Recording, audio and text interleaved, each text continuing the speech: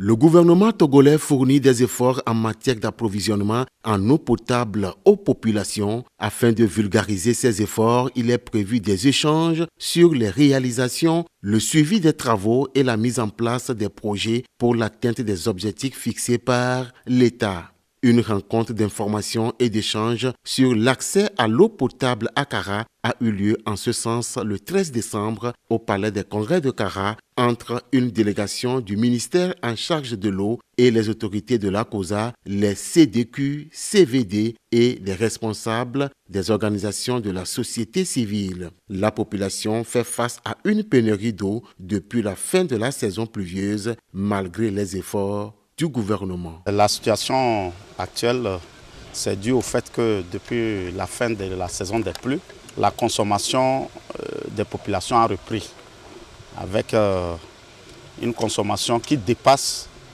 aujourd'hui la quantité que nous produisons à travers l'ancienne chaîne qui a été mise en place et en service depuis les années 77-78.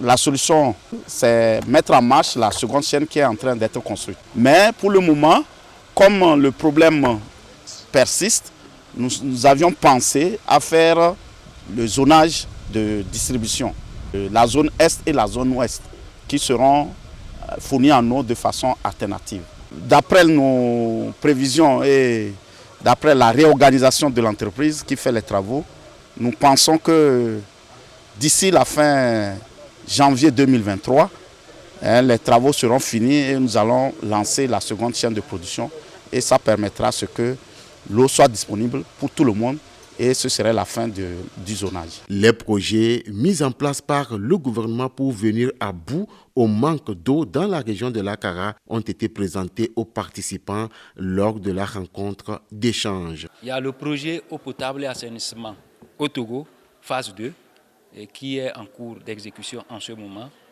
au barrage de la COSA. Il y a une partie dont les travaux ont été livrés depuis 2021. Et pour ces travaux, il s'agissait de densifier le réseau, la réalisation des branchements promotionnels avec la construction des bonnes fontaines.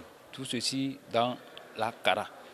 Et la deuxième partie du projet consiste à la construction d'une seconde chaîne de traitement pour pouvoir renforcer la production au niveau du barrage. Et c'est ces travaux qui sont actuellement en cours au barrage. En dehors du projet PAT2, nous avons le projet PNDO.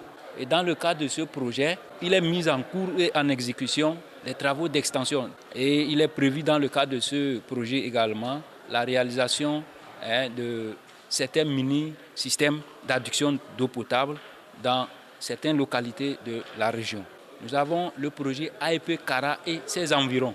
Et ce projet consiste à mobiliser les eaux de la Sahara depuis Bafilo pour venir, n'est-ce pas, renforcer la production au niveau de Kara, tout en passant par les différentes localités entre Bafilo et Kara. Nous avons le projet d'AEP des centres semi-urbains.